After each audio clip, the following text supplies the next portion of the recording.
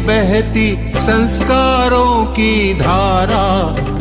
भारत माँ की सेवा में गीता परिवार हमारा, गीता परिवार हमारा। ईश्वर भक्ति भाव से बहती संस्कारों की धारा। भारत माँ की सेवा में गीता परिवार हमारा, गीता परिवार हमारा।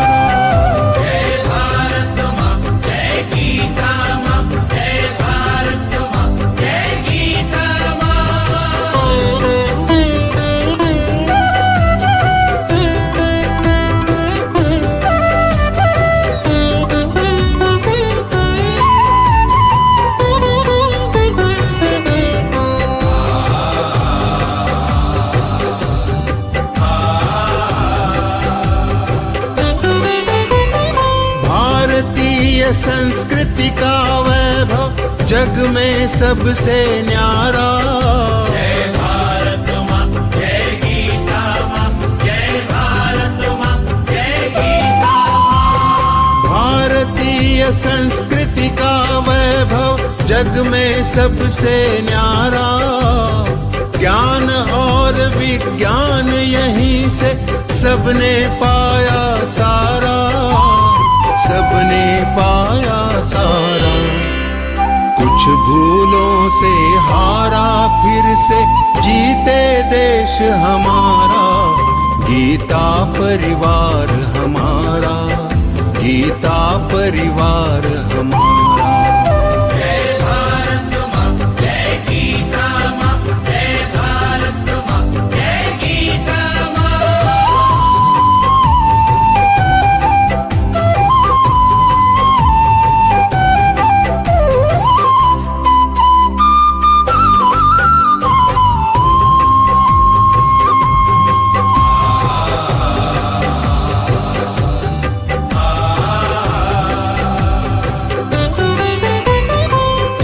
शील सेवा व्रतधारी युवा जगे पुरुषार्थी। जय भारत माँ, जय गीता माँ, जय भारत माँ, जय गीता माँ। त्यागशील सेवा व्रतधारी युवा जगे पुरुषार्थी।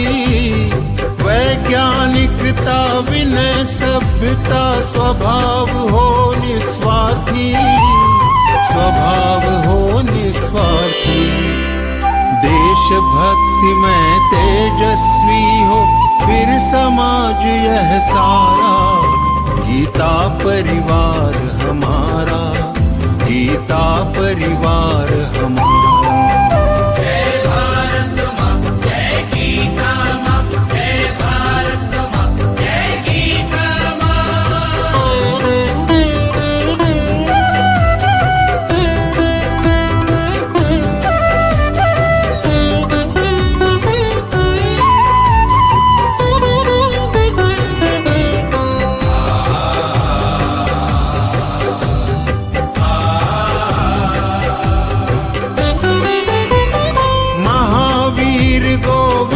शिवाजी बुद्ध गगन के तारे।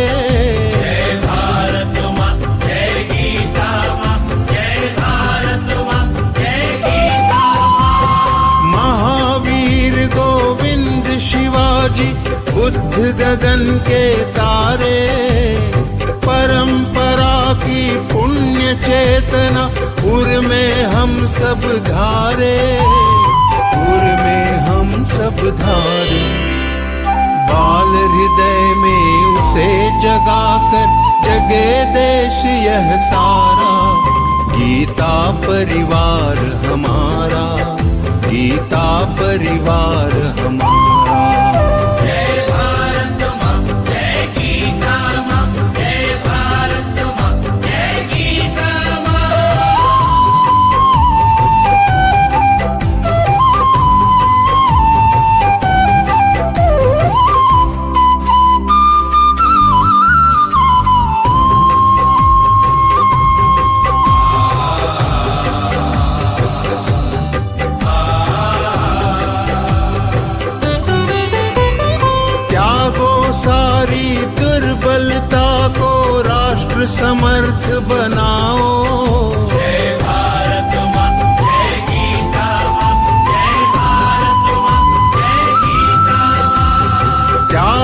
सारी दुर्बलता को राष्ट्र समर्थ बनाओ। बंधु भाव समता ममता से सबको गले लगाओ, सबको गले लगाओ। चलो विवेकानंद मार्ग पर, शुभ संदेश हमारा। गीता परिवार हमारा, गीता परिवार हमारा। ईश्वर भक्ति भाव से बहती संस्कारों की धारा।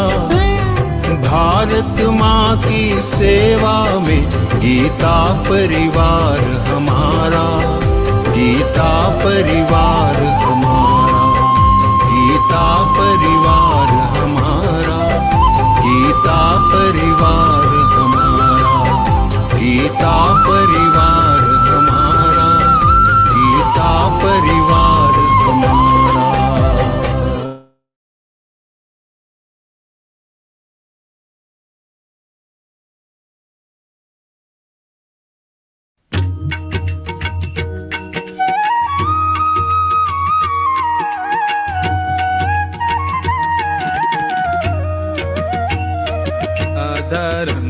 मधुरं वदनं मधुरं नयनं मधुरं हसितं मधुरं हृदयं मधुरं गमनं मधुरम्। मधुराधिपतेरखिलं मधुरं, मधुराधिपतेरखिलं मधुरम्।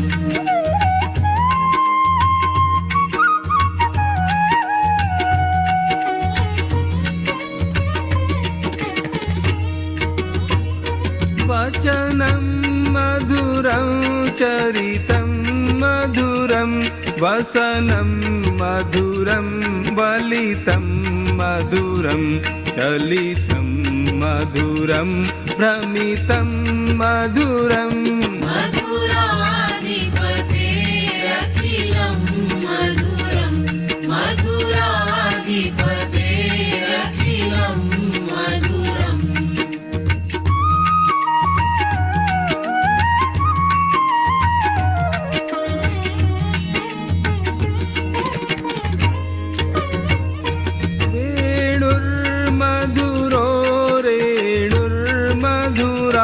पाणिर्मधुरः पादौ मधुरौ नृत्यं मधुरं सख्यं मधुरम्।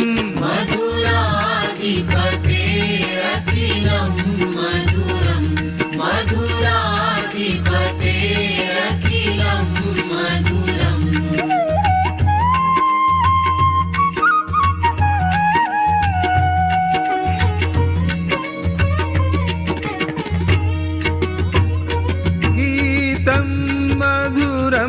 पीतं मधुरं भुक्तं मधुरं सुप्तं मधुरं रूपं मधुरं तिलकं मधुरम्। मधुराधिपतेरखिलं मधुरं, मधुराधिपतेरखिलं मधुरम्।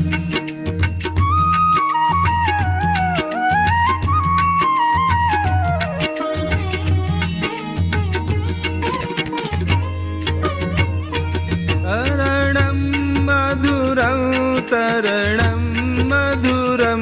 हरणं मधुरं स्मरणं मधुरं वमितं मधुरं शमितं मधुरम्। मधुराधिपतेरखिलं मधुरं, मधुराधिपतेरखिलं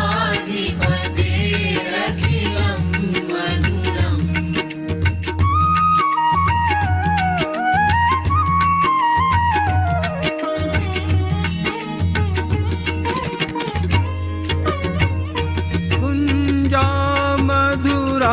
माला मधुरा यमुना मधुरा वीथी मधुरा सलिलं मधुरं कमलं मधुरम्। मधुराधिपतेरखिलं मधुरं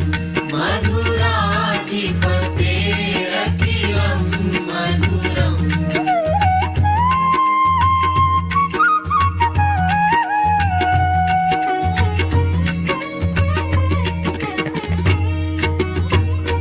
गोपी मधुरा लीला मधुरा युक्तं मधुरं मुक्तं मधुरं दृष्टं मधुरं शिष्टं मधुरम्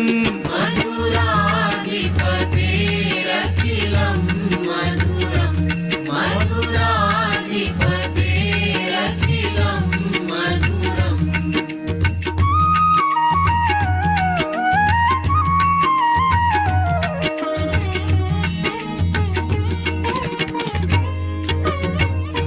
गोपा मधुरा गावो मधुरा यष्टिर्मधुरा सृष्टिर्मधुरा दलितं मधुरं फलितं मधुरम्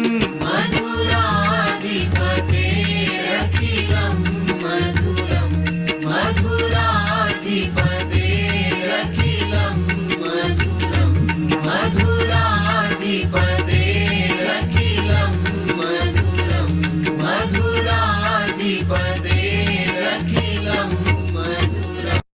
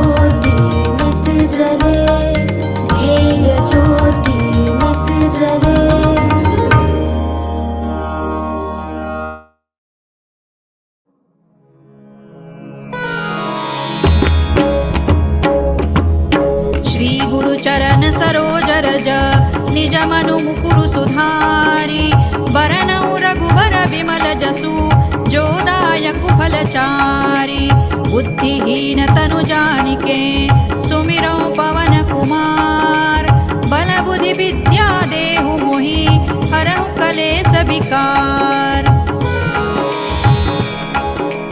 जय हनुमान ज्ञान गुण सागर जय कपीसति लोक उजागर रामदूत अतुलित बल धामा अंजनी पुत्र पवन सुत नामा महावीर विक्रम बजरंगी कुमति निवार सुमति के संगी कंचन बरन विराज सुबेसा कानन कुंडल कुंचित केसा हाथ वज्र और ध्वजा विराजे कांधे मूज जनेऊ साजे शंकर सुवन केसरी नंदन तेज प्रताप महाजगवंदन विद्यावान गुणी अति चातुर राम काज करिबे को आतुर प्रभु चरित्र सुनिबे को रसिया राम लखन सीता मन बसिया सूक्ष्म रूप धरि सियहि दिखावा विकट रूप धरि लंक जरावा भीम रूप धरि असुर संहारे रामचंद्र के काज संवारे लाय सजीवन लखन जियाए श्री रघुबीर हरषि उर लाए रघुपति कीन्ही बहुत बड़ाई तुम मम प्रिय भरतहि सम भाई सहस बदन तुम रोजस गावे अस कहि श्रीपति कंठ लगावे सनकादिक ब्रह्मादि मुनीसा नारद सारद सहित अहिसा जम कुबेर दिक्पाल जहाते कवि कोविद कहि सकै कहाते तुम उपकार सुग्रीवहि कीन्हा राम मिलाय राजपद दीन्हा तुम्हरो मंत्र विभीषण माना लंकेश्वर है सब जग जाना जुग सहस्र जो जन पर भानु लील्यो ताहि मधुर फल जानू प्रभु मुद्रिका मेलि मुख माहि जलधि लांघि गए अचरज नाही दुर्गम काज जगत के जेते सुगम अनुग्रह तुम्हरे तेते राम दुआरे तुम रखवारे होत न आज्ञा बिनु पैसारे सब सुख लहै तुम्हारी सरना तुम रक्षक काहू को डरना आपन तेज सम्हारो आपे तीनों लोक हांकते कांपे भूत पिशाच निकट नहीं आवे महावीर जब नाम सुनावे नासै रोग हरै सब पीरा जपत निरंतर हनुमत वीरा संकट ते हनुमान छुड़ावे मन क्रम वचन ध्यान जो लावे सब पर राम तपस्वी राजा तिनके काज सकल तुम साजा और मनोरथ जो कोई लावे सोई अमित जीवन फल पावे चारों जुग परताप तुम्हारा है प्रसिद्ध जगत उजियारा साधु संत के तुम रखवारे असुर निकंदन राम दुलारे अष्ट सिद्धि नौ निधि के दाता असवर दीन जानकी माता राम रसायन तुम्हारे पासा सदा रहो रघुपति के दासा तुम्हारे भजन राम को पावे जन्म जन्म के दुख बिसरावे अंत काल रघुबर पुर जाई जहाँ जन्म हरि भक्त कहाई और देवता चित्तन धरई हनुमत से सर्व सुख करई संकट कटे मिटे सब पीरा जो सुमिरे हनुमत बलबीरा जय जय जय हनुमान गोसाई कृपा करहु गुरुदेव की नाई जो सत बार पाठ कर कोई छूट ही बंदी महासुख होई जो यह पढ़े हनुमान चालीसा होय सिद्धि साखी गौरीसा तुलसीदास सदा हरि चेरा की जय नाथ हृदय महडेरा पवन तनय संकट हरना मंगल मूर्ति रूप राम लखन सीता सहित हृदय बसहु सुर भूप सियावर रामचंद्र की जय पवन सुत हनुमान की जय उमापति महादेव की जय।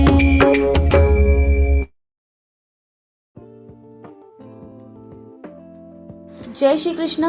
In Zoom meeting, if you want to turn off the notification of Zoom chats, then click on the chats and then click on these three dots, turn off notifications, click on that, click on the mute option, and now chats notification will not disturb you. Jai Shri Krishna.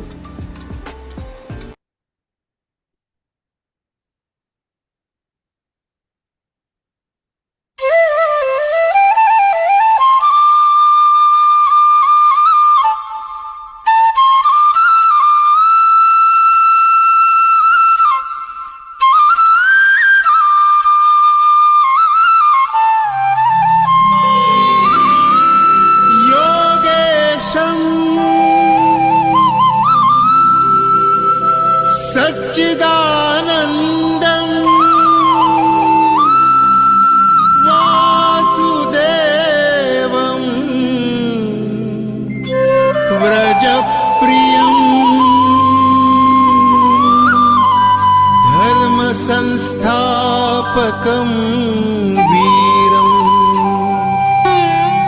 कृष्णं वन्दे जगद्गुरुम्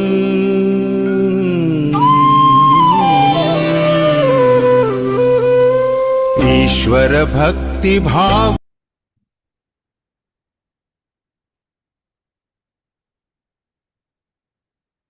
Jai Shri Krishna to everyone.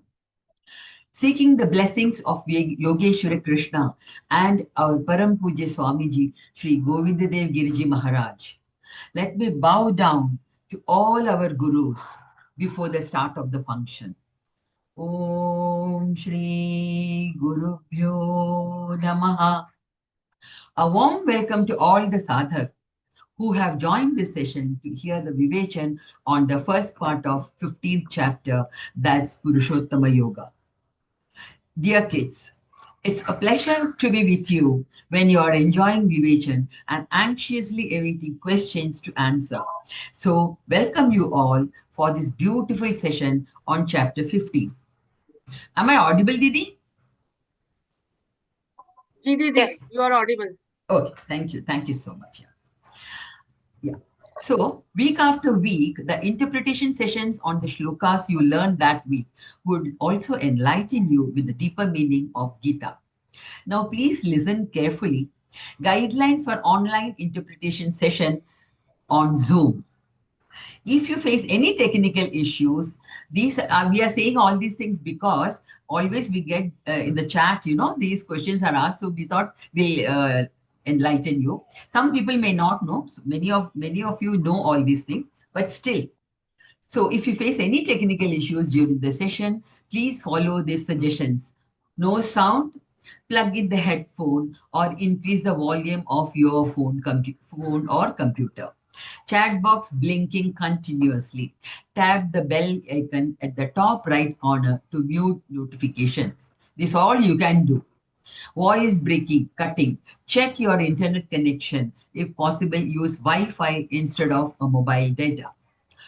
Screen not visible. Click on Start Video in Zoom. Screen is blurry. This happens due to slow internet speed. Try switching your network. Zoom keeps disconnecting. You can also watch the session via the YouTube link. That's also given. If Zoom suddenly closes, rejoin using the meeting link. Okay, I hope this is very clear. Yeah. Now it's time for prayer before we start the session. Didi, I'm able to hear some other sound also. Yeah. Okay. If it is not disturbing, it's okay because I can hear some sound. Okay. So, now it's time for prayer before we start the session. Prayer is considered to be an integral part of our culture and it's an expression of our devotion. And today, Archana Jajda Ji from Pune is going to recite Prarthana. They joined Geeta Pariwar in 2020 and is giving Seva as trainer. Let's invoke the blessings of Bhagavan Krishna. Archana Didi, please. Jai Shri Krishna. Jai Shri Krishna. Vasudevasutan Devang Kaunsachanuramardhanam Devaki Paramanandam Krishnam Vande Jagadgurum Shri Krishnam Vande Jagadgurum. Jai Shri Krishna. Jai Shri Krishna. Yeah. Thank you, Didi, for the devotional and beautiful prayer. Now it's time for Deepak Prijwalan. Asato ma sadgamaya, tamaso ma jyotirgamaya, mrityor ma amritam gamaya. Om Shanti Shanti Shanti. Please lead me from unreal to real, from darkness to light, from death to immortality. Oh, let peace prevail. This is the meaning of these words. May I request Shubhada Bhargava Didi from Bhopal to do the honors. Didi joined Geeta Pariwar in June 2024 and is giving seva as technical assistant, trainer, and group coordinator. Didi, please. निषिद्धैरप्येभिर्लुलितमकरन्दो मधुकरैः करैरिन्दोरन्तश्छुरित इव सम्भिन्नमुकुलः विधत्तां सिद्धिन्नो नयनसुभगामस्य सदसः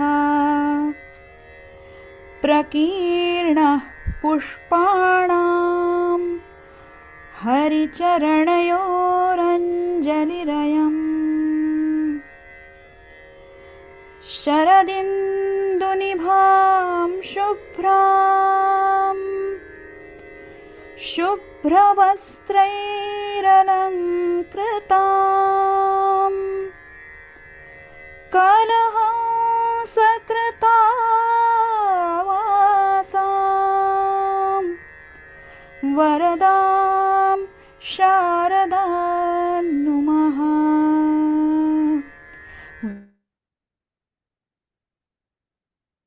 Thank you, Didi, for a devotional and beautiful Deepa Prajawalan. I would like to inform all the participants that you may ask questions once the session is over. Raise your hands only after the session is over, please. I would like to inform you all that kindly share the link of this Vivechan to your family and friends so that they can also benefit from this interesting Vivechan. Now it's time for the most anticipated part of the session. Our speaker for the day is Geeta Vichakshana Deepak Nagle, who is just 25 years old. He grew up in Mumbai and is currently working as a robotic engineer in San Francisco. As he was interested in learning Sanskrit language, he enrolled himself in Geeta Pariwar in March 2021 to learn shlokas in Sanskrit. And soon he developed deep passion towards Bhagavad Gita and Krishna. Bhaiya became a trainer in June 2021 and in January 2024 started teaching the Shlokarth batch. That is sadhaks who want to appear for Shlokarth Vivek Vichakshana exam. Bhaiya, I request you to take over from here. Jai Shri Krishna. Jai Shri Krishna. I welcome everyone to our session, this time on 15th Adhyay. So before we go to 15th Adhyay, let's revise a bit of 12th Adhyay.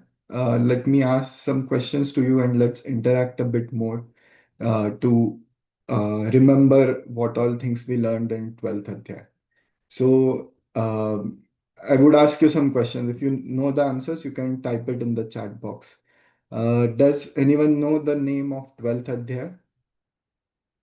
Can you type it down? What was the name of 12th Adhyay?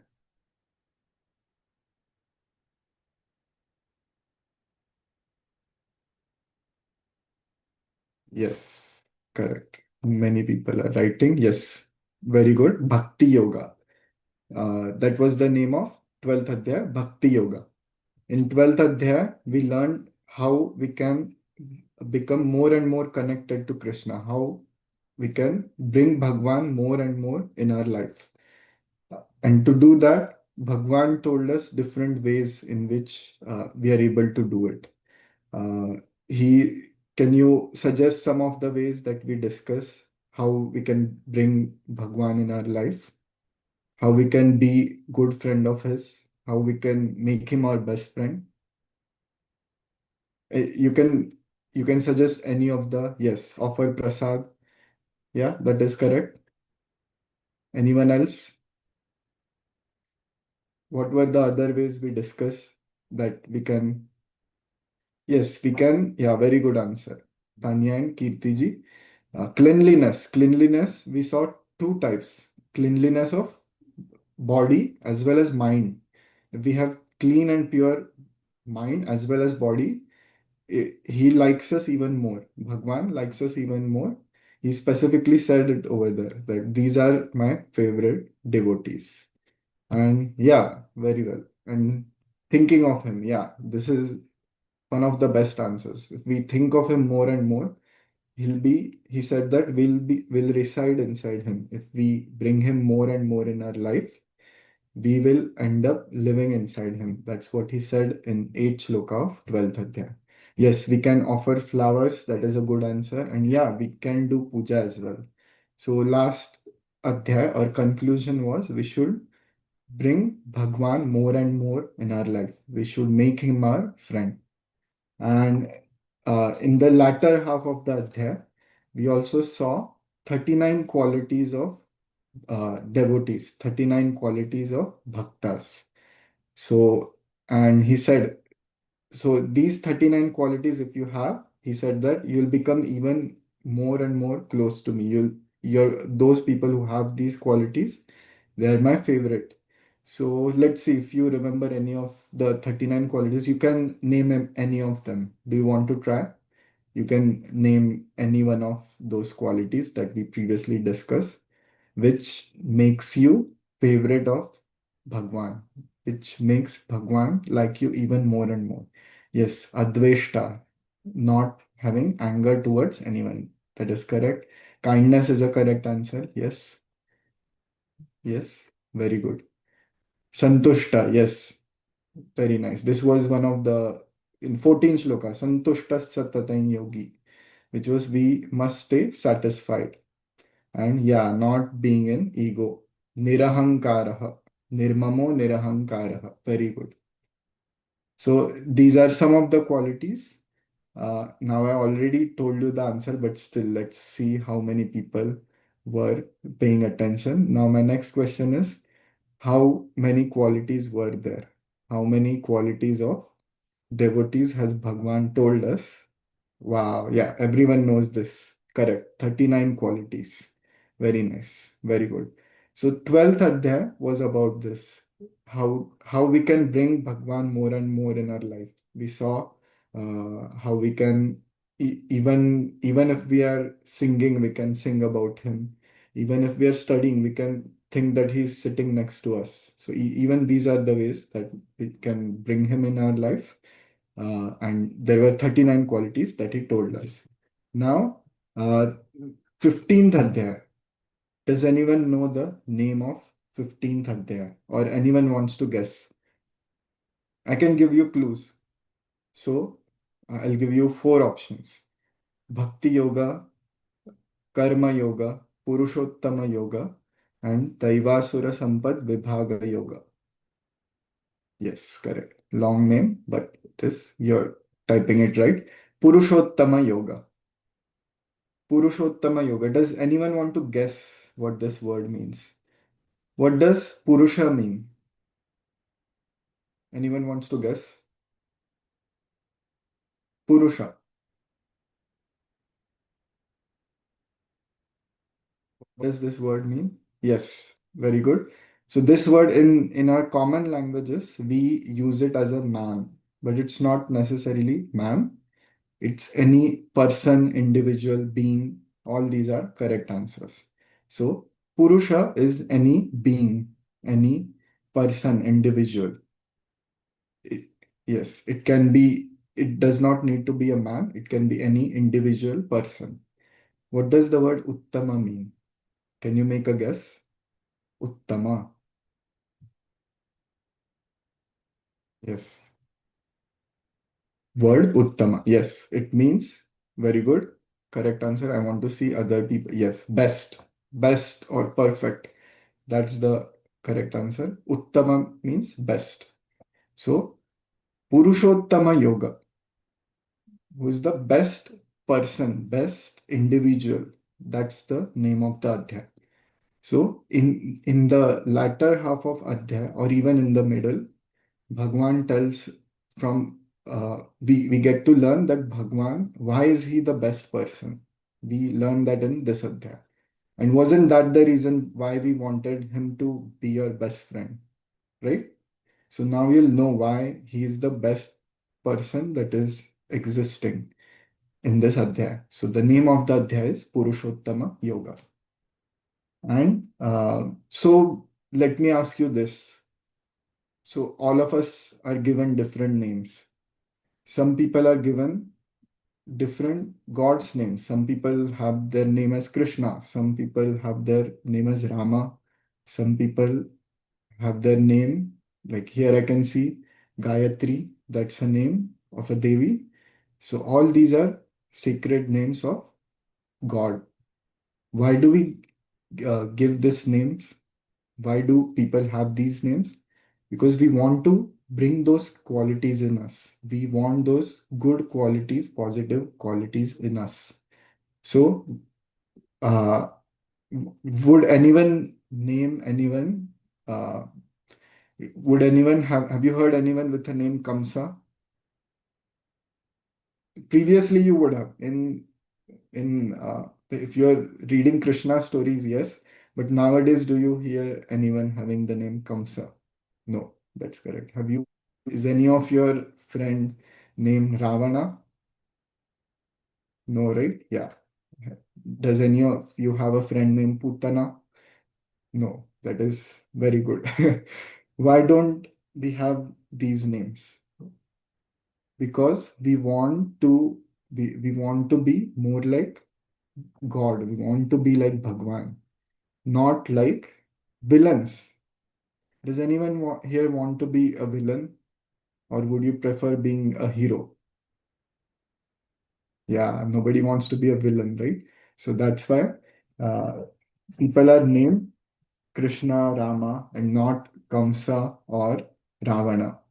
So more and more we take his name, because if we name someone Krishna, we'll call that name more and more.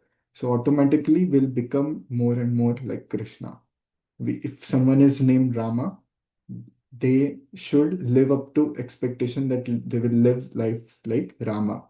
So these are the few reasons why people are named like that.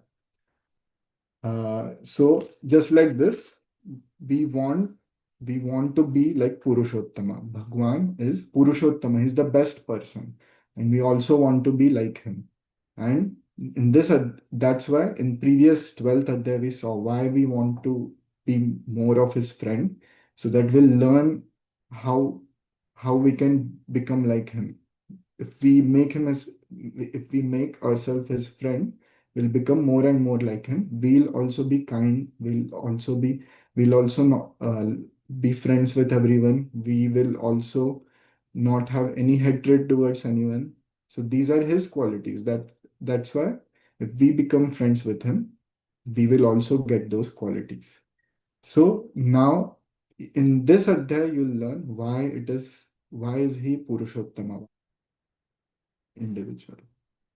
And also in the beginning of Adhyaya, in first 5 shlokas, you're gonna learn how this universe is, how this universe exists.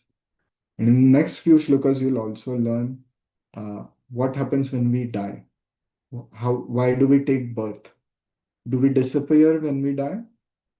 Do you think we disappear? Like right now, we are seeing, hearing everything, experiencing. Do you think we just disappear? No, right? Yeah, we don't.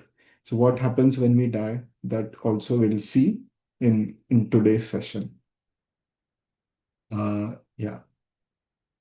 So now, so if we want to learn about this universe is so vast, and it's yeah. So this universe is so vast, it's so complex.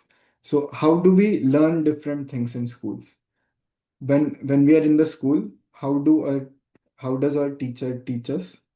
They give us different examples, right? Something is very complicated. How will you teach it? How will you teach it to someone? You'll give examples, right?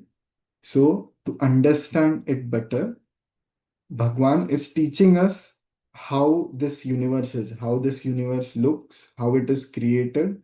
And for us to understand it, he starts with this first shloka where he talks about a tree. Okay, we'll start this adhyaya. You can sing with me. Om Shri Paramatmane Namaha Śrīmad-Bhagavadgītā अथ पंचदशोऽध्यायः श्रीभगवानुवाच ऊर्ध्वमूलमधः शाखम् अश्वत्थं प्राहुरव्ययम् छन्दांसि यस्य पर्णानि यस्तं वेद स वेदवित्. So Bhagwan is talking about a tree. And do you know how this tree exists? This tree, it has urdhva moolam. Urdhva moolam means its roots are upwards. This tree has its roots upwards. Now, when he is talking about this tree, this is not a tree that we can see in real life. He's giving us an example of this tree so that we'll learn how this universe is, how this universe exists, how it is, where it originates. And for all of that, he's giving us an example of this tree. And he says, Urdhva Moolam Adha Shakham. He says, this tree has its roots upwards. Its roots go upwards. And Adha Shakham. And its branches are downwards. Have you seen any such tree which has its root upwards and branches downwards? No, right? Unless there is a tornado or something, then it's possible, but otherwise, such tree does not exist. So he's giving us an example. This tree has its roots upwards and branches downwards. Now, in school, you learn about different benefits of a plant, a tree. And there are so many different things. There are even in same plant we have different parts which are so useful to us, which have different uses to us. So many of you would already have learned this in school, but let me ask, can you name some different parts of a tree? What parts are there? You can, each of you can name one, or you can even name more if you know more.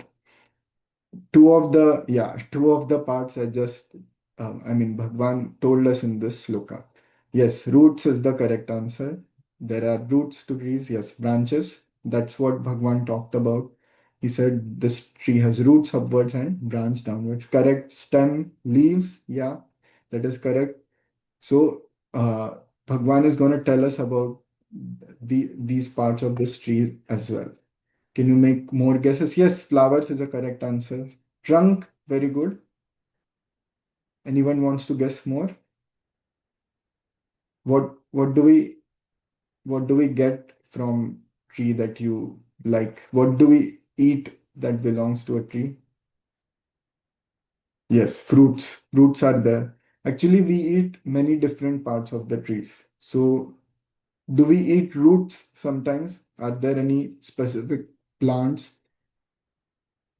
Can you tell me which plants are there where we eat the roots of those plants?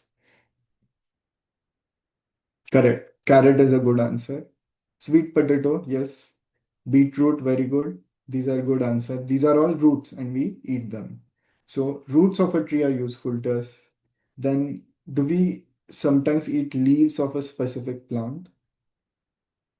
Are there plants where we eat their leaves? Yes. Which ones? Correct. Coriander, methi. Good answers. Spinach, yeah, we eat spinach. That is correct. Spinach is very healthy, and we eat those are the green leaves of that plant. Yes, curry leaves, that is also good answer. We use it every time we cook something. Cabbage is a good answer. Now let me ask something more difficult. Do we sometimes eat flowers of a plant? Can you make a guess where we might be eating flowers of plants? Correct. Cauliflower. That is correct. And somebody also said rose. That is also true. In some recipes, we use uh, flowers of a rose plant. So rose petals are used. That is also correct. But yeah, cauliflower is a good answer for flowers. Do we eat fruits? Every you, I assume everyone would have eaten a fruit. Can you type your favorite fruit here? Yes, very good. There are so many different fruits. Mango, yeah, I'm seeing mango a lot. That's what I guessed. Mango is my favorite as well. Wow, everyone is typing mango. Some people like pineapple. Yes, that is also a fruit. So these are different parts of the plant. There is another one. Do we eat seeds of a plant? Yes. Can you guess which seeds do we eat? Do you want to guess? Yes. Pumpkin seed, sunflower seed. That is correct. Almonds. Yeah. We eat different kinds of nuts. Those are also parts of a tree. So, just like this, we have, I mean, plants are so useful to us. And further, different parts of plants are also very useful to us in different ways.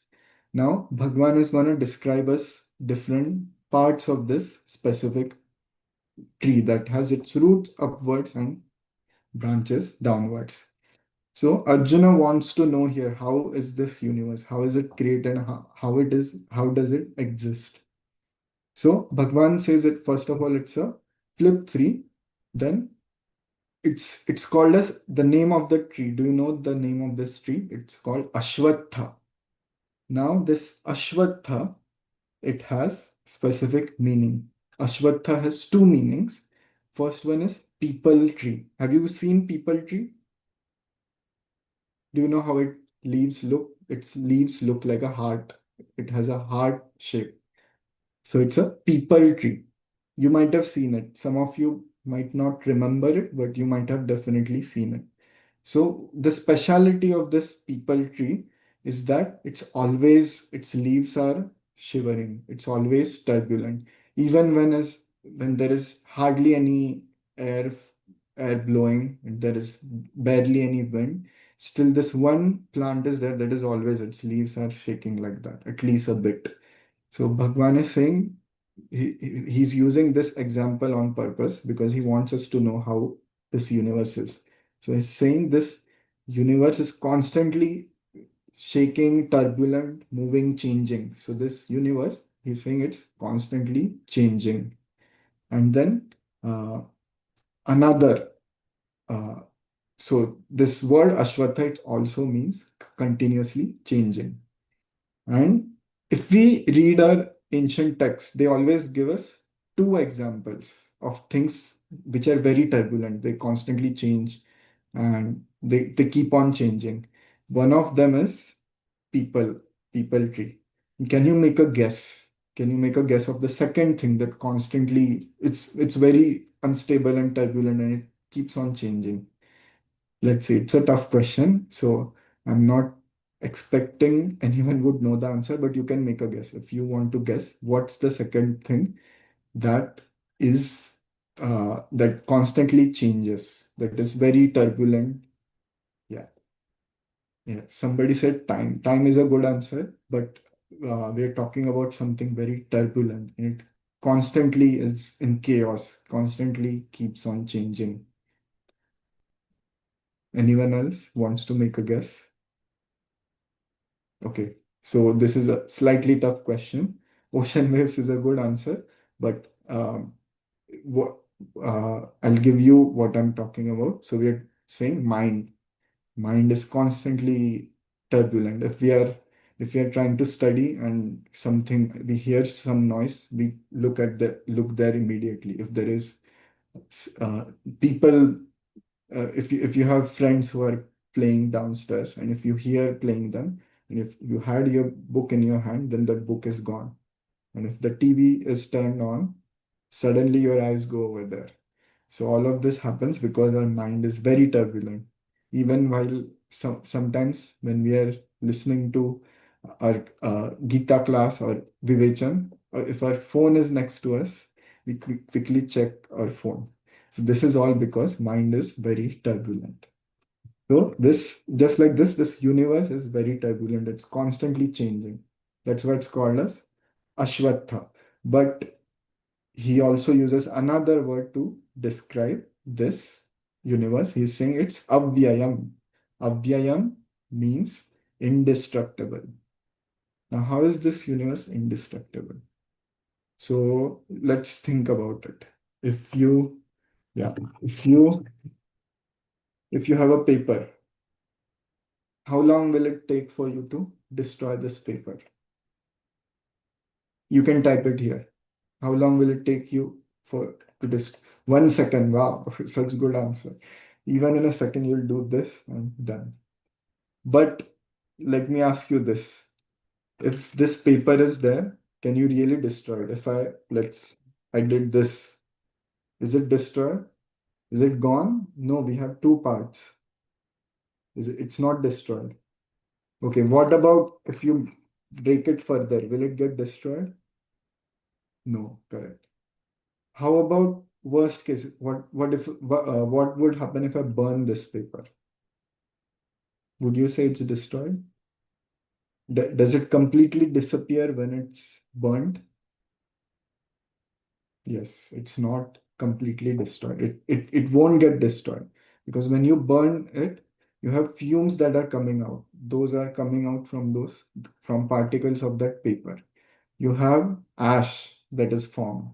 So that ash is there, that is also part of that paper. Can you somehow destroy that ash? Can you make it disappear? No, that is not gonna happen. Just like that, everything in this universe, it changes its forms, but you cannot destroy it. You cannot destroy this universe. So Bhagwan is saying this universe, it is indestructible. Even though it's constantly changing, it's also indestructible.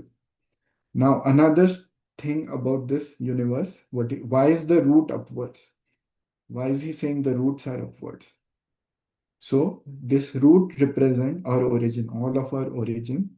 And why is it upwards? It is coming from Bhagwan. These roots are our origin that we are not able to experience or see. But this universe, all of it is coming from a source that is Bhagwan. He has created it. And this, it has branches downwards. But you know what's the biggest branch of a tree? What is the biggest branch of a tree? There is a term for it in English. Yes, trunk. We call it the trunk. So for this tree, its major branch, which is its trunk, is nothing but Brahma Deva. Brahma is the major trunk of this tree. Why do you know that? Because the first existence, first individual that came when Bhagwan made this universe, the first individual that came into existence was Brahma Deva, Brahma. Then Brahma created the rest of the universe. So all these rest of the branches are just like in a tree, they come from a trunk, right? So just like that, Brahma Deva was initially created by Bhagwan. And then from this Brahma Deva, all different branches arise. All these different planets and everything in this universe came from him. And then Bhagwan says, its leaves are Vedas. The leaves of this plant are Vedas. And what does this word Veda mean? Veda means knowledge, knowing, to know something is Veda. So this plant, this tree has infinite leaves. It has so many leaves because there is so much knowledge in this universe. No matter how much you'll try to learn it, there is always something new. There are so many different planets. There are so many different creatures. So the leaves of this plant are Vedas. Then what happens next? Now this, I'm going to give you warning about this adhyay. It's not as simple as 12th adhyay. It is short, it is sweet, but it is not as simple as 12th adhyay, where Bhagwan was very open to us and he told us about how we can include him in our life. And he clearly listed the 39 qualities that he likes in all of us. But here it's not that simple. So I'm going to give you as many examples that I can. But at the same time, I want you to try to understand it as much as possible. Maybe you will not understand everything in the first go, and that is also fine. But over the period, once you learn more and more, if you listen to more and more adhyas going ahead, you will understand this adhyay even more. Now, I'll tell you a short story. So, there were five people in there were five people. They were brothers, and they were all blind. They wanted they wanted to experience what an elephant is. They cannot see it. Say they cannot see the elephant, but they wanted to understand what exactly is this elephant. The only thing they knew about elephant is it's huge, it's very big. Now, what happened is somebody took them to see this. They cannot see, but to experience this elephant. So one of the brothers, he went to its tail and he held its tail. And when he felt the tail of that elephant, he thought elephant is like a rope. Now, if I ask you, how is elephant like? Would any of you say it's elephant is like a rope? No, right? Yeah, because elephant is huge, it's big, it's definitely not like a rope. But to this person who cannot see anything, who just felt the tail of this elephant, he doesn't know the rest of the elephant. He thought elephant is like a tail. Oh, sorry, tail of the elephant is like a rope. Then another person, he went in the front and he tried to feel the trunk of the elephant, the big trunk that the elephant has. He tried to experience that. Do you know what he thought elephant is like? He thought elephant is like a big snake, like a big cobra or anaconda. He thought elephant is like that. Then there was a third person who went towards the feet of the elephant, and his legs were huge. And he tried to feel them, they were hard, huge, and he thought their elephant is like a pillar. He thought elephant is a vertical animal and it's very hard and huge. And there was a fourth person who was very tiny. The fourth brother, he was tiny, and he was under the elephant, under his belly, and he tried to feel the belly of the elephant, and he thought elephant is like a roof of a tent or something. There was a fifth brother who was very tall. He was very tall person. So this brother, he was able to experience the ears of the elephant. And when he did that, he thought this elephant is like a dustpan. What is a dustpan? When you broom, when you're cleaning your room, you broom, you have a dustpan, like it's shape of an elephant's ear. So this person thought that elephant is like a dustpan. Now, would you say all of these, I mean, would you say their experiences are wrong when somebody felt that elephant is like a rope?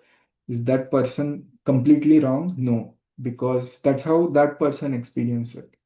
Somebody else experienced it as a pillar.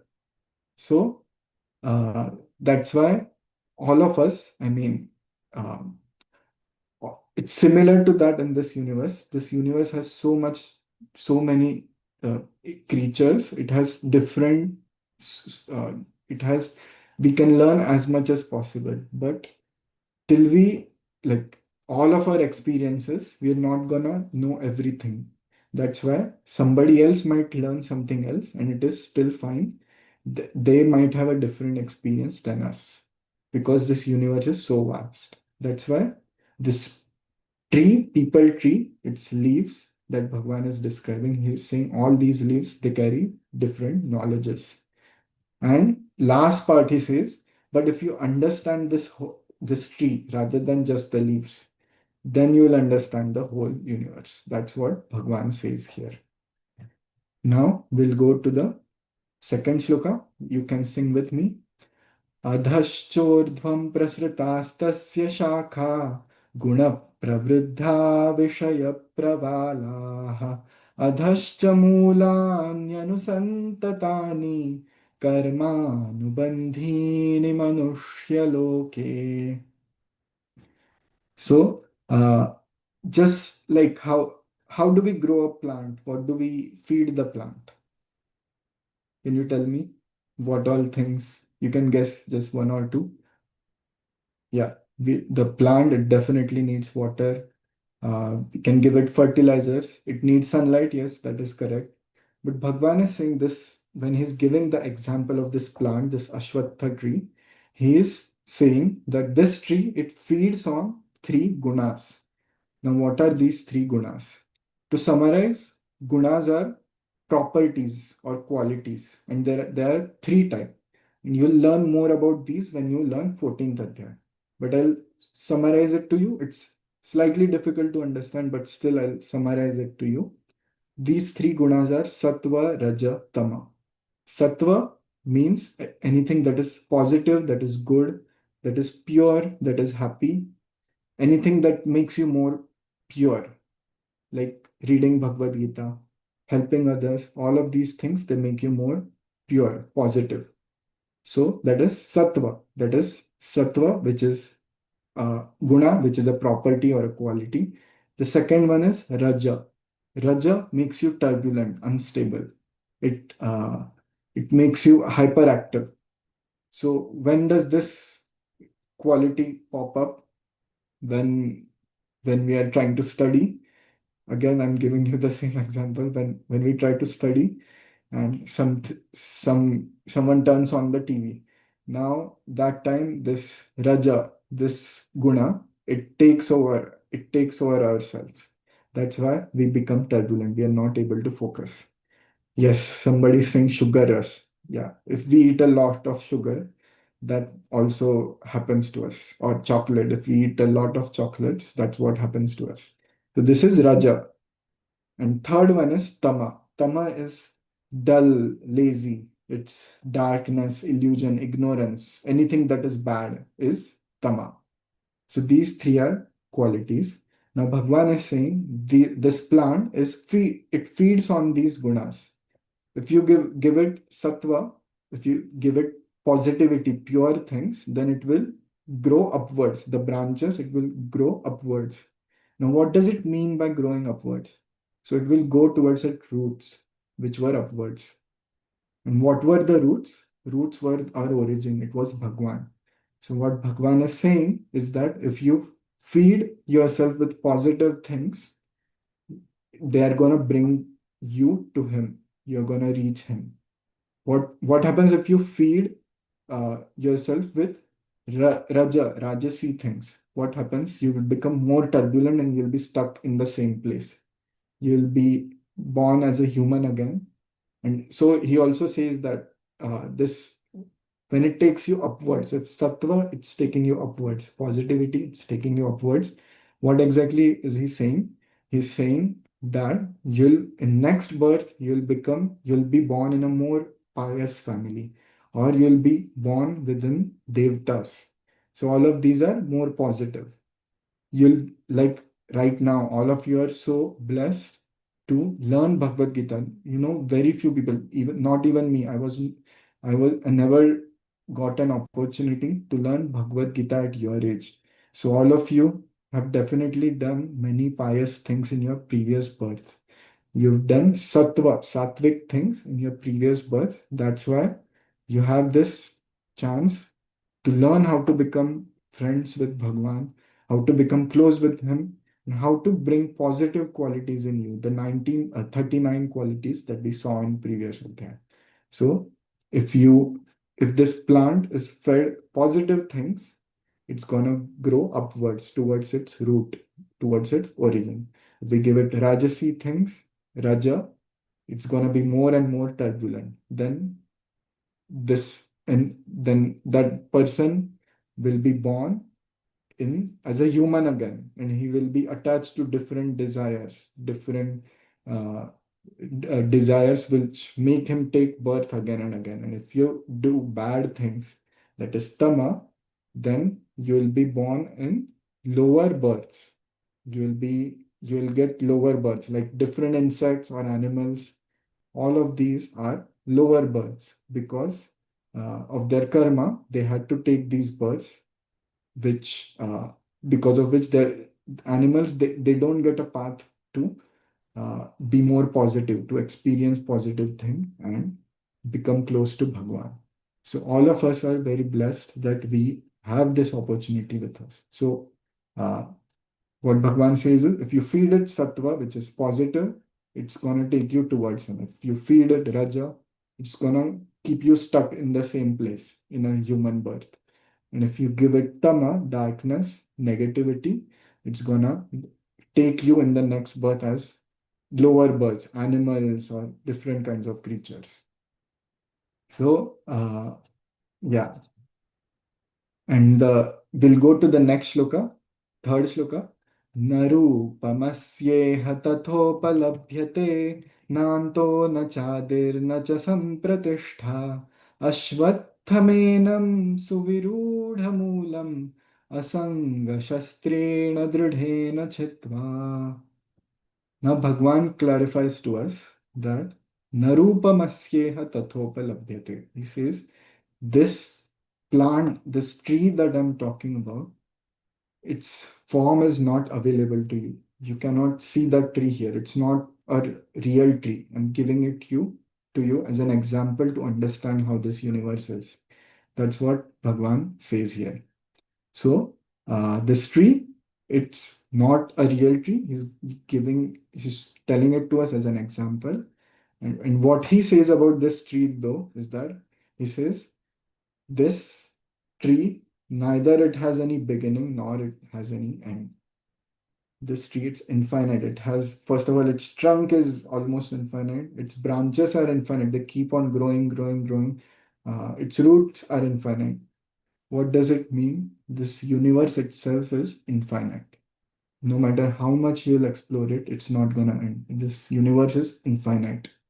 You, if you go further and further and further, you'll still find more and more.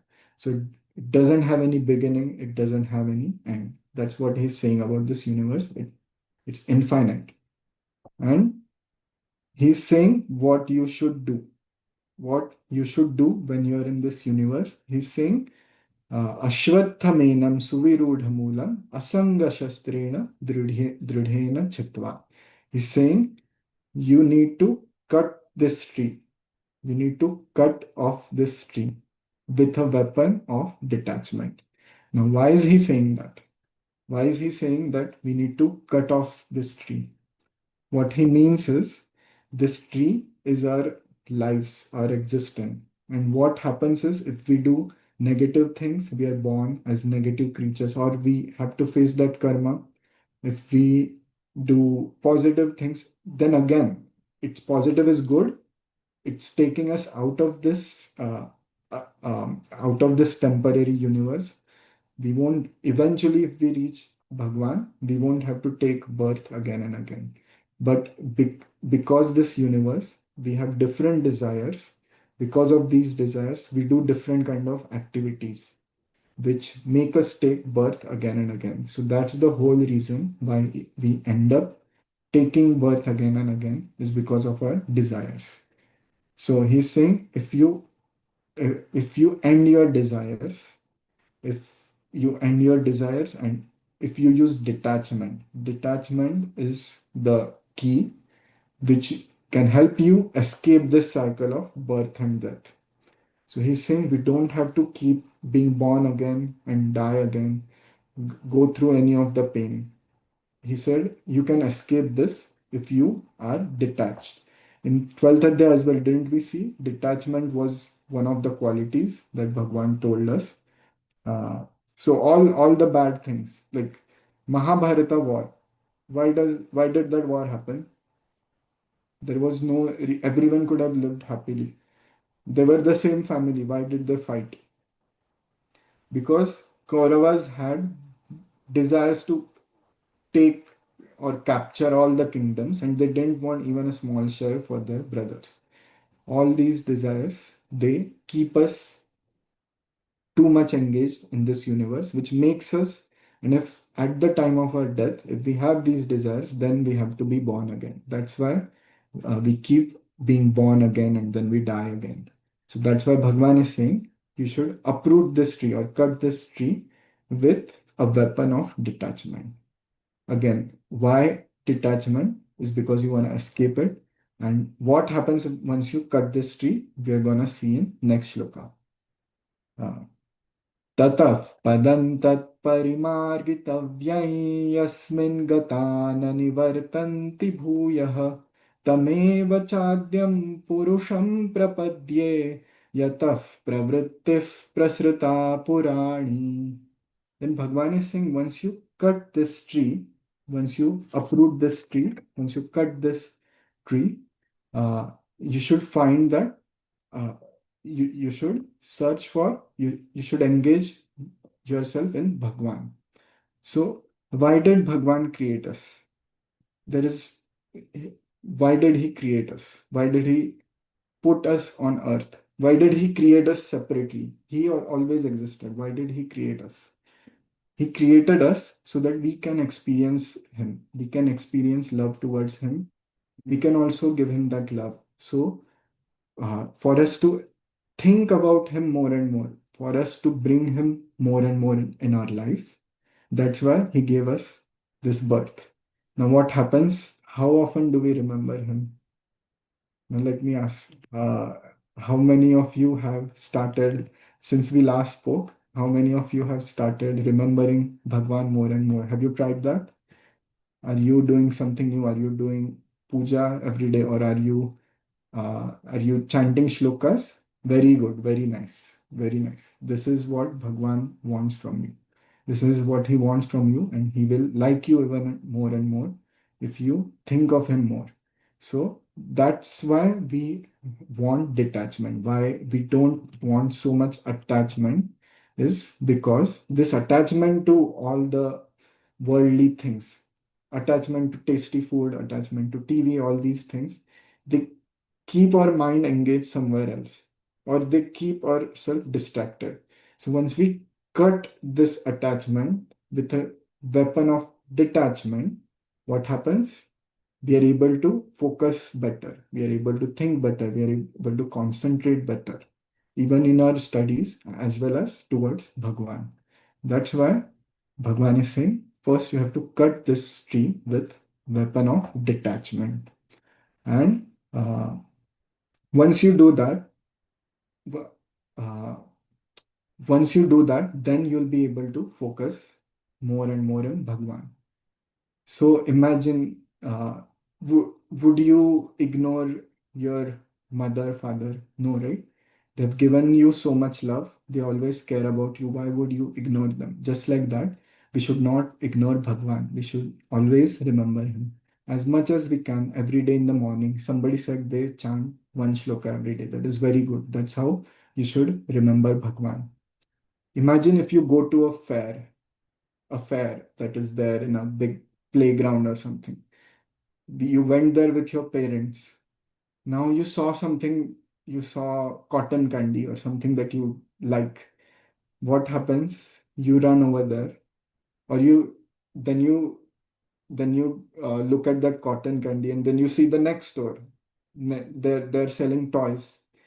Next to it, you have those rings. If you throw those rings in those poles, they give you a toy as a present. And you see all these things and you get distracted by them, and soon you don't realize that I ran away from my parents. Where are my parents? I'm lost. And what happens to a kid which is lost like this? That kid starts crying. It starts searching for parents everywhere. Just like that, for once we get rid of our detachment, once we realize all these objects, all these toys and candy and everything, it is temporary. Uh, it's not giving you real happiness. Then you realize, where is my true happiness? Where is Bhagwan who created me?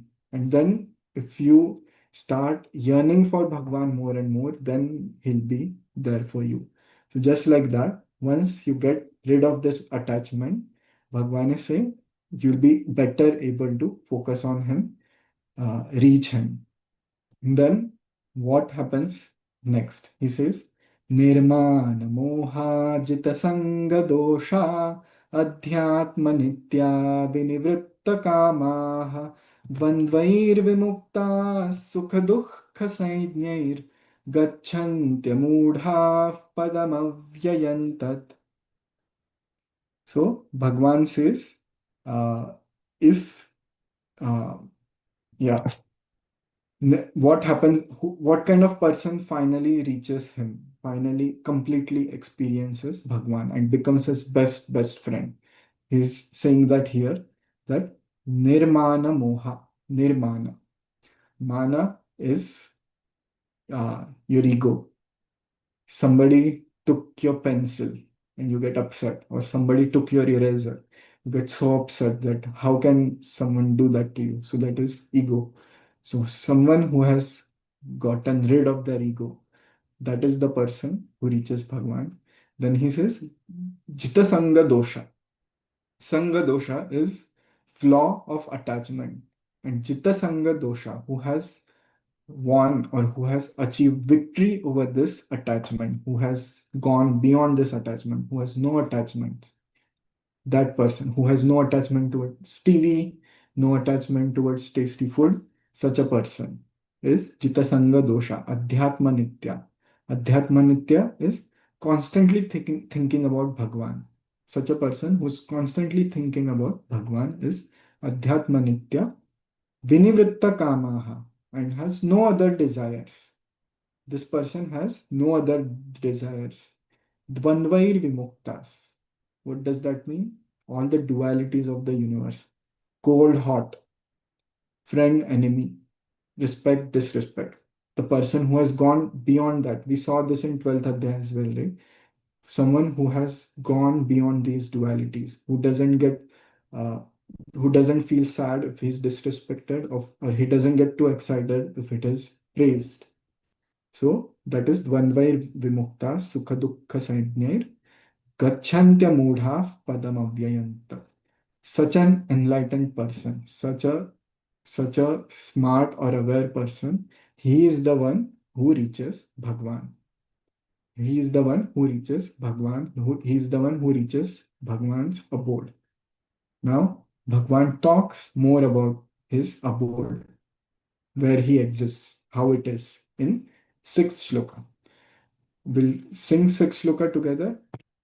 न तद्भासयते सूर्यो न शशाङ्को न पावकः यद्गत्वा न निवर्तन्ते तद्धाम परमं मम.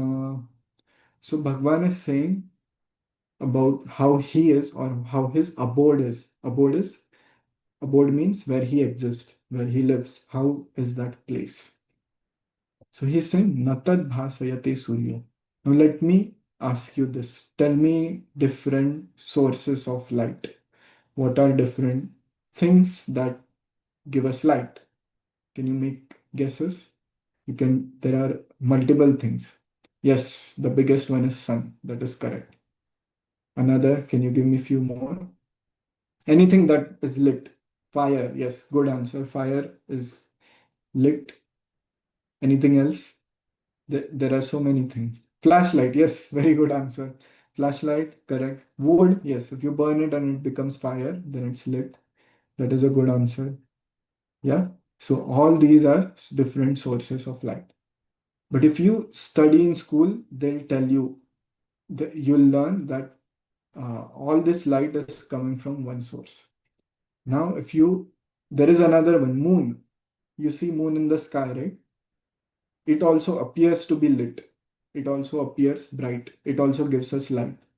But do you know where the light of the moon is coming from? Where is that light originating from?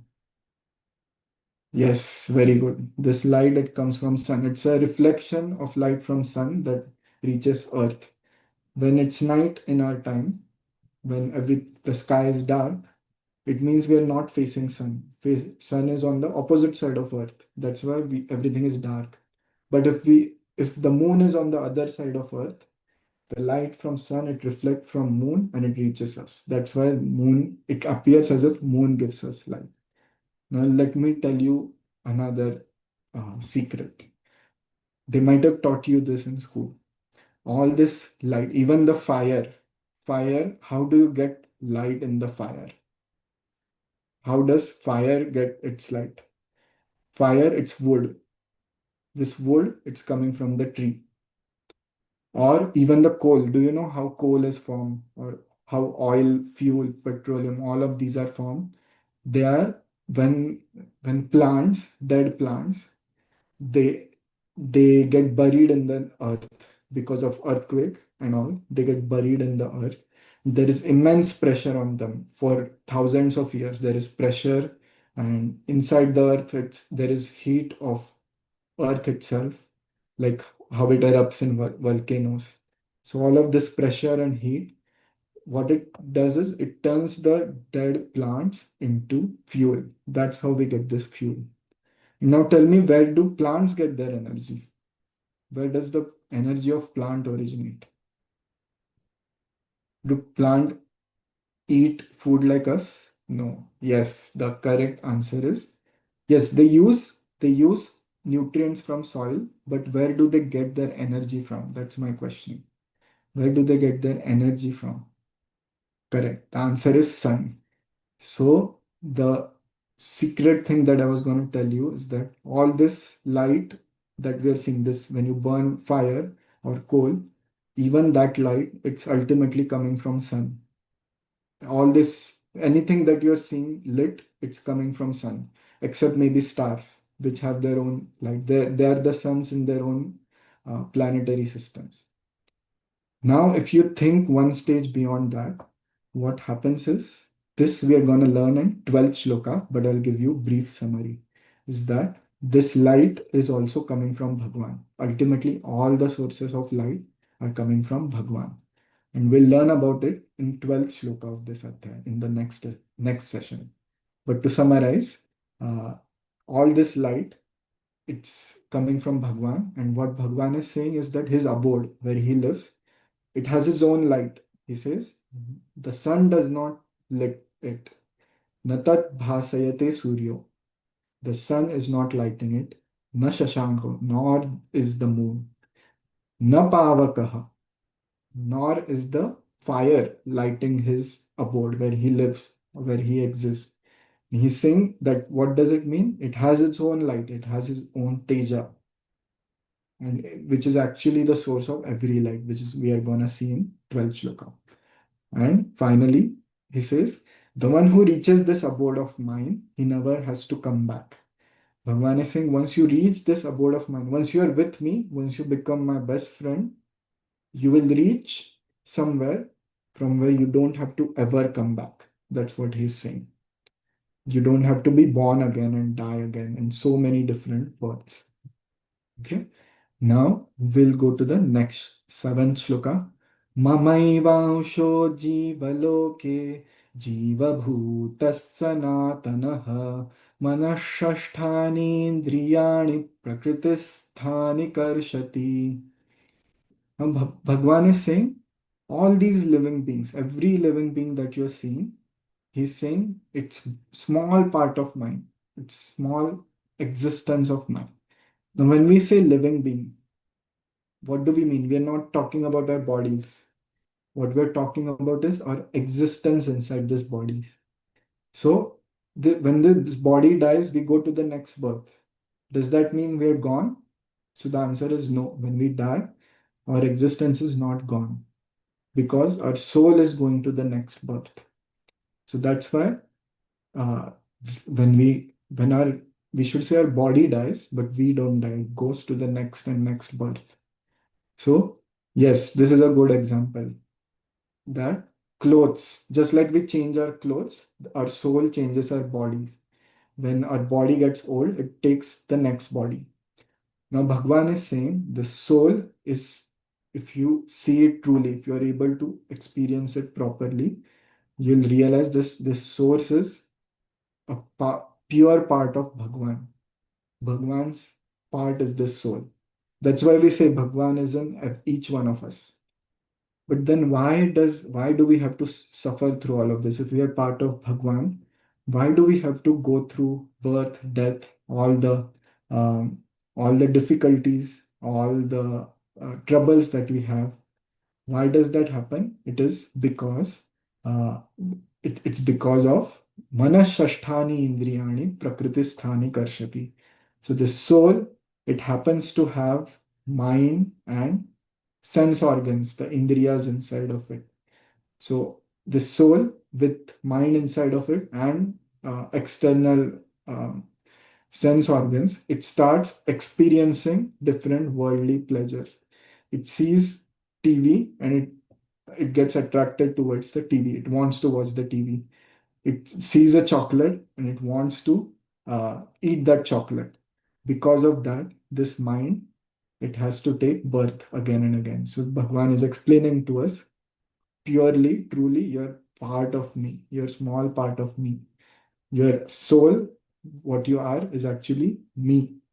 But because you have your mind goes towards different sense organs, gets attracted in the universe because of these source or sense organs, this mind keeps your soul attached to this life, and that's why you have to take birth again and again.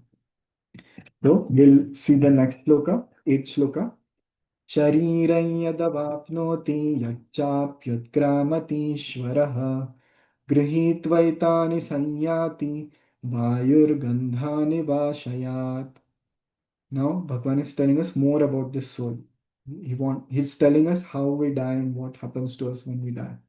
So what he's saying is, let's say you might have experienced this. You come back home from school and you ring the bell, your mom opens the door, and suddenly you get such a pleasant fragrance. You're able to smell pakodas that she has made.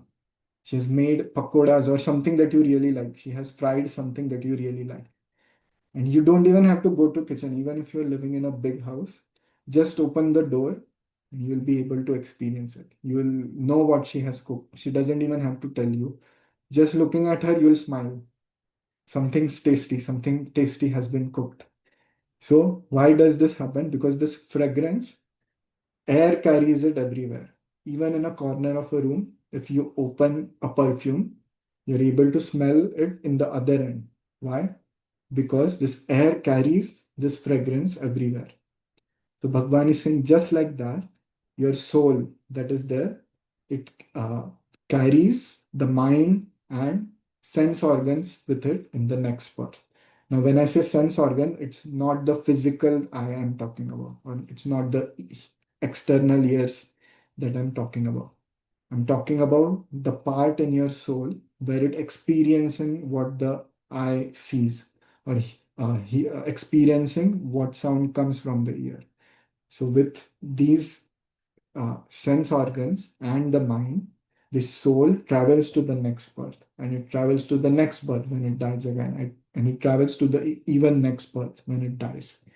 So the thing is, what is gonna be with us when we die? Do you think all this wealth, if we are super rich, let's say if we are living in a big mansion, we have a big car, we have all the amenities, we have a big fountain in our backyard. Do you think once we die, can we take it with us? In the next birth, can we tell Yamaraj that, can I take that with me? That belongs to me. I purchased it with my own money. Can we do that? No. Why? Not even our body is going to the next birth. How can we take all these things? What goes with us is this soul. It's taking the mind, the intellect, all of that is going in the next birth. The mind, the buddhi, intellect, all of these things are the ones that are going to next birth. So what should we do? Should we focus just on our external appearance, how we look, or how beautiful, how big our house is? Okay, you can do that. Not, there is nothing wrong in that. But what you should also focus on is improving yourself, make yourself better person. The 39 qualities that we saw in 12th adhyaya, increase them more and more. Also, make Krishna your better friend. Make Bhagwan more and more of your friend. Bring him more in your life. Because these things are going to be taken to your next birth. These are the only things that you're going to still have in your next birth. If you're an angry person, in next birth, you're going to be angry. If you're a positive person, you're going to be positive. If you have good, if you have included Bhagwan more and more in your life in this birth, this soul takes all those all the relationship that you have with Bhagwan towards your next birth. So these are the things that you should definitely focus on. So if you improve this, your soul takes your mind and your thoughts with you in the next birth. Then we'll see the 9th shloka very quickly. श्रोत्रं चक्षुस्पर्शनं च रसनं घ्राणमेव च अधिष्ठाय मनश्चायं विषयानुपसेवते. Okay, now quickly, can you tell me? You would have learned this in every standard of your school, first standard, second standard, third standard. Each time they teach you exact same thing. Can you tell me what are the sense organs? Yes, let's see who are the first five people who are able to answer it. Yes, Tanya ji, eyes, correct. Sri Hegde ji, correct. Ears. What else? Yes, nose is the correct answer. Skin, yes, and yeah, tongue. All of these are sense organs. Now, what Bhagwan is saying is that what happens to this soul when it takes the next birth, it again ends up experiencing or devouring the universe. Next birth, again, we'll see something tasty, we want to eat it. We see TV, we want to watch it even more. So all of this, why does it happen? Because of our desires. So Bhagwan is saying all these sense organs that we have, they keep us attached to this universe, and because of them, we have to take birth again and again. And each time this soul, it escapes this body, goes to the next one. Yes, it has those good qualities in it. It has, if it has been a positive soul, it will be more positive. It has been an angry person, next birth will be an angry person. However, if you again, what ends up happening is that you again start enjoying all these things in the world, then that's why we are not able to remember Bhagwan. We are not able to remember that we are beyond this body. Are you able to feel that I'm beyond this body? Not yet, right? Because we are still stuck in this body, experiencing everything. So Bhagwan is saying, if you go beyond this worldly objects, and if you are able to connect with me more and more, if you are able to bring me more and more in life, if you are able to sing for me, if you are able to do puja for me, then you'll be able to experience what is beyond this body. And soon there will be a time fast enough that you won't have to take birth again. You will finally uh, become Bhagwan's best friend, and you'll always live with him in his abode, which is always lit. It has its own light, and it's the most positive and happiest place that you can think of. And we'll see the final shloka for today, which is the 10th shloka. Everyone sing with me the 10th shloka. उत्क्रामन्तं स्थितं वापि भुञ्जानं वा गुणान्वितं विमूढानानुपश्यन्ति पश्यन्ति ज्ञानचक्षुषः. So Bhagwan is saying this soul, when it escapes a body, when someone dies, it escapes the body. And then what happens? It reaches the new body. This person that is born again, it's able to experience everything again. It's just like when you go to sleep and you wake up, similar to that, when you go to the new body, what this science tells us is that you're able to see again or hear again. So, this soul, utkramantam, is it escapes or leaves the body. Then sthitam is it gets established. In the next body, it enters and gets established. And bhunjanam va gunanvitam, that means it's experiences, it's experiencing different objects in the world. It's experiencing different things in the world. It's able to see, it's able to hear once it reaches that body. Now, what happens is vimudha nanupashyanti. Those who are noobs. Have you heard this word? Noobs. If you play a game and if you're new to it, you're naive, they say you're a noob. So Bhagwan is saying, if you're a noob, you won't be able to experience this soul. So if someone dies, are you able to see the soul? It's going like that. Maybe not see, but are you able to experience it somehow that this individual, somebody passed away? Are you able to see their soul going away? No. Why can we not see that? Or are you able to see, okay, this person is, your friend is sitting next to you. Are you able to see, yes, here it's the soul. That soul, because of this soul, he can see. What the light is going inside his soul and he's able to see. Are you able to do that? No. then are you able to, even in your own body, are you able to experience the soul? Are you able to say, yes, here is the soul or here is the soul? No. Why can we not do that? Because we are still newbies. If we meditate more and more, if we think about Bhagwan more and more, you'll slowly start experiencing a happiness inside you. And with that happiness, you'll be able to slowly experience this soul. So Bhagwan says, those who are newbies, they're not able to see this soul escaping or entering the body or experiencing this different objects. But he says, those who have jnana chakshu, what does it mean? Those who have achieved eyes of knowledge. What are eyes of knowledge? Those who have achieved liberation, those who have reached Bhagwan, or those who have gone beyond all their desires, those who don't have any attachment, those who have cut all their attachment with the weapon of detachment, those are the people who are able to really experience this soul. They can experience this soul, they can experience Bhagwan as a soul present inside us, not just in yourself, in others. They are able to experience that. So in next session, we'll learn more about uh, how Bhagwan has like how else we can experience the soul and how Bhagwan is the best person. We'll see that in the next lecture. We will do a short prarthana.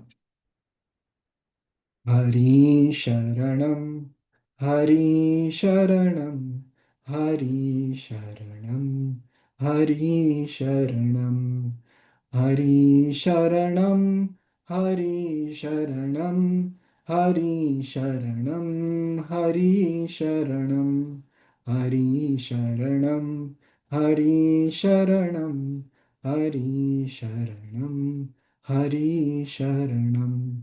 Hari Sharanam, Hari Sharanam, Hari Sharanam, Hari Sharanam, Hari Sharanam, Hari Sharanam, Hari Sharanam, Hari Sharanam. Jai Shri Krishna. Yeah, that was an enlightening session, and Bhaya dealt in detail about the first 10 shlokas in Purushottam Yoga. And children, really, for all the questions, they were really interactive, and the session was really lively. Very nice. So we would be seeing more of this in coming sessions. Now it's time for question answers. I request those who want to ask questions to raise their hands and switch on their cameras and wait for their turn. Yeah. Yeah. So any question Yes. answers? Devansh, Bhaiya? Yeah, Devansh ji. Yeah. What if Krishna is not like really blue in statues and idols? Why is he blue? So when in statues and everything, we are showing his positive energy, positive light uh, to show. And in the shloka today, we saw it. He has its own light. In fact, all the light that is coming to us, it's coming from him. So to represent that, we are showing him in light. And if you become more and more close to Krishna, you will actually experience that light in him. So just like that, when Krishna he actually took birth on earth and he came to Vrindavan. Do you think Kamsa saw that light in him? No. Putana? No.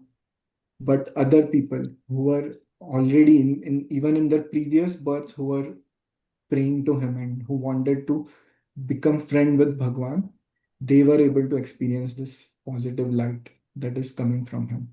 So to represent that light, we are so if you have a picture with different, if let's say Bhagwan is with Pandavas or he is with somebody else, to represent him that he is more elevated and he is beyond everyone, we are showing that light on him. And that light actually exists if we are able to see it. Right now, not all of us are able to experience it in Bhagwan. Thank you, Bhaiya. Very good. Yeah, that's it. No more questions? Anyone wants to ask anything else? You can ask anything related to this adhyay. Even if you have a small question, it's always good to ask. You can raise your hand if you want to ask. Yeah. Divyansh ji, you have another question? Sure. Again, Divyansh. Okay, yeah. Hmm. Yeah, can you unmute yourself? Didi, can you unmute him? If And others can also raise your hand. I have Yeah. another question. When will we eventually see God after death? When will we eventually see God after that? We don't have to wait till death. That's what the speciality of Bhagavad Gita is.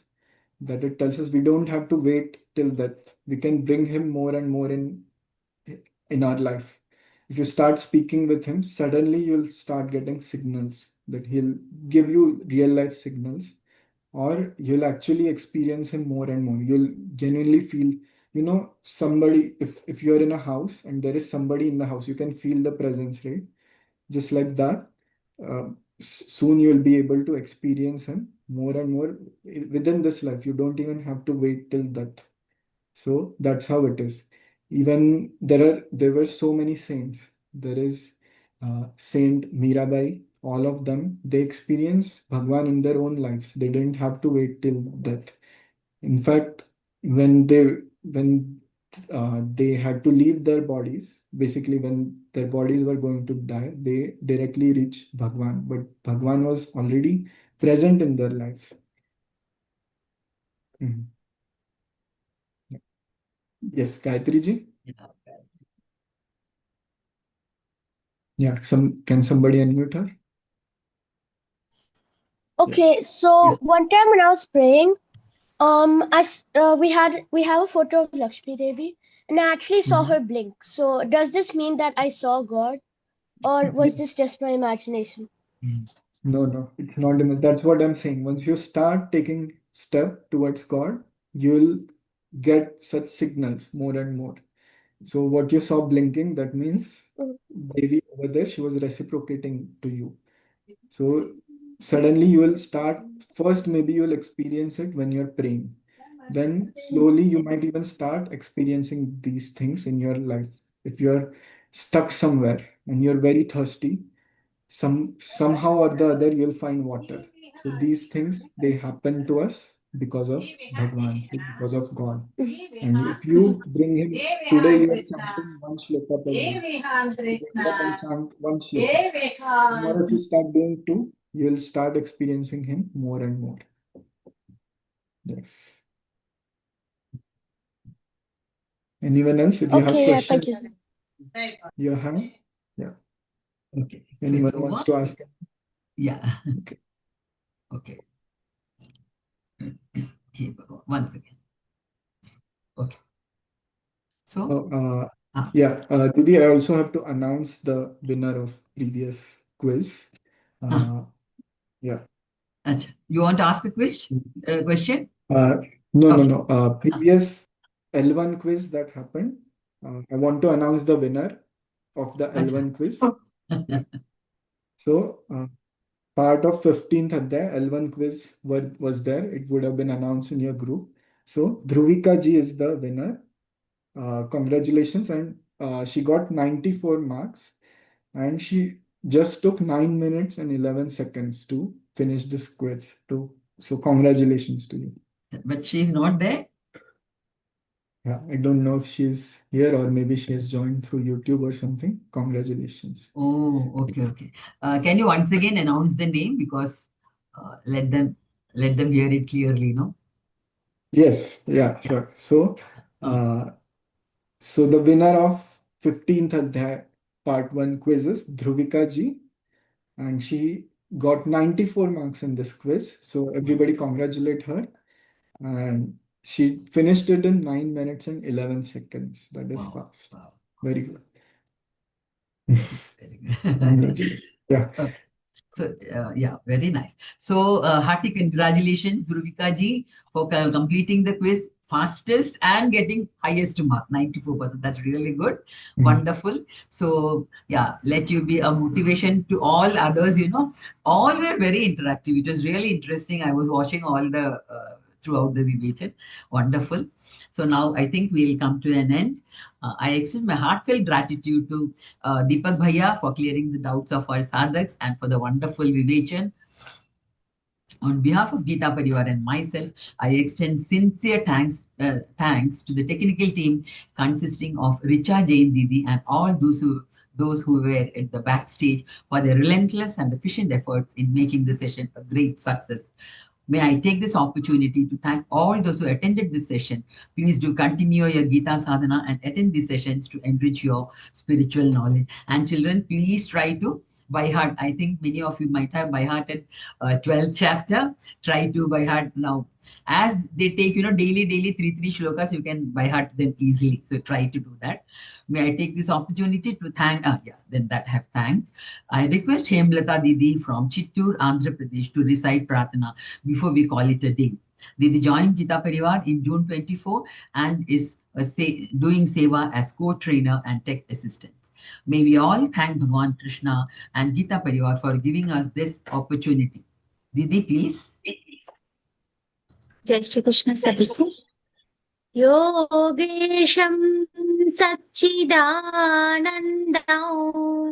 वासुदेवं रजप्रियं धर्मसंस्थापकं वीरं कृष्णं वन्दे जगद्गुरुं श्रीकृष्णं वन्दे जगद्गुरुं। सर्वं श्री कृष्णार्पणमस्तु। जय Shri Krishna. Jai Shri Krishna Didi, thank you for the sweet rendition. Now it's time for Hanuman Chalisa recital and I request you all to be there for this recitation. Yeah, Richa Didi, Hanuman Chalisa please.